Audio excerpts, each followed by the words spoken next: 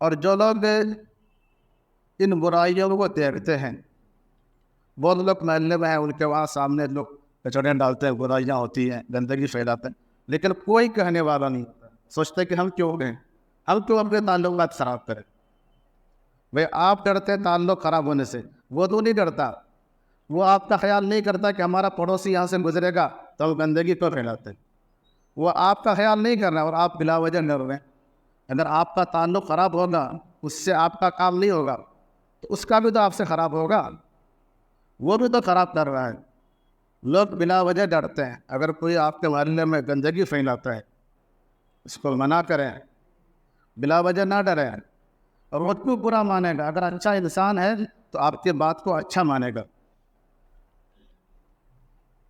اور روکنا یہی ایمان کا تقاضا، ایمان کا حکم ہے۔ ہمارے نبی صلی اللہ تعالیٰ علیہ وسلم نے فرمایا ہے کہ تم میں سے جو کسی برائی کو دیکھے تو چاہیے کہ اس کو اپنے ہاتھ سے روکے، اور اگر ہاتھ سے روکنے کی طاقت نہ ہو تو اپنے زبان سے روکے، اور اگر زبان سے روکنے کی طاقت نہ ہو تو دل سے برا جانے، اور یہ سب سے کمزور ایمان ہے۔ اس حدیث شریف سے معلوم ہوا کہ وہ لوگ جو اپنے محلے میں، اپنے پڑوس میں برائیاں دیکھتے ہیں، گندگیاں دیکھتے ہیں، اور طاقت و قدرت کے باوجود اس کو روکتے نہیں، گندگی پھیلانے والوں کو منع نہیں کرتے ہیں، تو یہ بات، یہ ان کی خاموشی، یہ سستی، یہ ان کے ایمان اور تقاضۂ ایمان کے خلاف ہے۔ ایمان کا تقاضا یہ ہے کہ اگر بندہ قدرت رکھتا ہے تو اس کو روک کے کہ بھائی تم گندگی کیوں پھیلاتے ہو۔ عورتیں پھیلاتی ہیں تو مردوں کی ذمہ داری ہے کہ اپنے گھر کی عورتوں کو روکے کہ گندگی مت پھیلاؤ، کچڑے اوپر سے مت ڈالو، بلکہ کچڑے کی تھیلی کو وہاں لے جا کر ڈالے، جہاں کچرا ڈالنے کے لیے جگہ بنائی گئی ہے۔ لوگ اپنے گھروں سے دوسرے کام کاج کے لیے سینکڑوں مرتبہ گھر سے نکلتے ہیں، لیکن جب کچرا ڈالنے کی باری آتی ہے تو گھر کے اوپر سے ہی پھینک دیتے ہیں۔ جب دوسرے کام کاج کے لیے نکلتے ہیں تو اسی وقت کچڑے کی تھیلی اپنے ہاتھ میں لے لیں، اور کچڑے کی تھیلی وہاں لے جا کر ڈالیں جہاں سب لوگ کچرا ڈالتے ہیں، یا جو جگہ کچرا ڈالنے کی ہے، راستے میں نہ پھینکیں۔ مردوں کی بھی ذمہ داری ہوتی ہے۔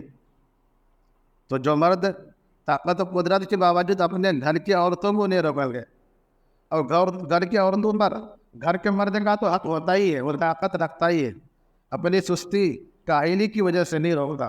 اسے چاہیے کہ اپنے گھر کی عورتوں کو منع کرے کہ وہ گندگی نہ پھیلائے۔ تو جو لوگ طاقت و قدرت کے باوجود اپنے گھر کی عورتوں کو بھی نہیں روکیں گے، یہ بھی ان کے ایمان کے خلاف ہوگا۔ اور ایک دوسری حدیث شریف میں ہے، نبی کریم صلی اللہ تعالیٰ علیہ وسلم نے فرمایا ہے کہ تم میں سے ہر کوئی نگران ہے، اور اس سے اس کے مادات کے بارے میں سوال ہوگا۔ اس حدیث شریف سے معلوم ہوا کہ اگر ہماری گھر کی عورتیں گندگیاں پھیلاتی ہیں اور ہم طاقت و قدرت کے باوجود ان کو منع نہیں کرتے، تو ہم سے اس کے بارے میں بھی سوال ہوگا۔ تو جتنے لوگ آج یہاں بیٹھے ہیں وہ ارادہ کریں کہ ہمیں اپنے محلے سے، اپنے پڑوس سے، اپنے گھر سے گندگیوں کو، برائیوں کو دور کرنا ہے۔ اگر کوئی شخص برائی پھیلاتا ہے، گندگیاں پھیلاتا ہے، اس کو منع کرنا ہے۔ ہم لوگ اپنے نبی کریم صلی اللہ تعالیٰ علیہ وسلم سے محبت کا دعویٰ تو کرتے ہیں، لیکن ہمارے نبی کی جو سیرت ہے، آپ کے جو احکام ہیں، ہم اس پر عمل نہیں کرتے۔ دعویٰ کرنا چونکہ آسان ہے، اس لیے لوگ کو دعوے بڑے بڑے کرتے ہیں، عمل مشکل ہے، اس میں بہت پیچھے ہیں۔ آپ کا دعویٰ اس وقت سچا ہوگا جب دعویٰ کے ساتھ عمل بھی ہو۔ نبی کریم صلی اللہ تعالیٰ علیہ وسلم سے محبت اس وقت سچی ہوگی جب ہم نبی کی محبت میں پابندی سے نماز بھی پڑھیں۔ نبی سے محبت کا دعویٰ اس وقت سچا ہوگا کہ جب ہم اپنے پڑوسیوں کو اپنی تکلیفوں سے محفوظ رکھیں۔